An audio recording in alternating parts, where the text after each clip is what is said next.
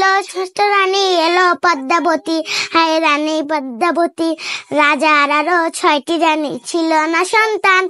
পদ্মাবতীর কোলালতে মিলল সমাধান। বছর যেতে জন্ম নিল 7 ছেলে 1 মেয়ে। হায় খুশির আকাশ হঠাৎ কালো মেঘে গেল ছেয়ে। হিংসেটা যায় জ্বলে পুড়ে বাকি 6টি রানী, যুক্তি করে ঘটায় ওরা 7 কুমারের হানি।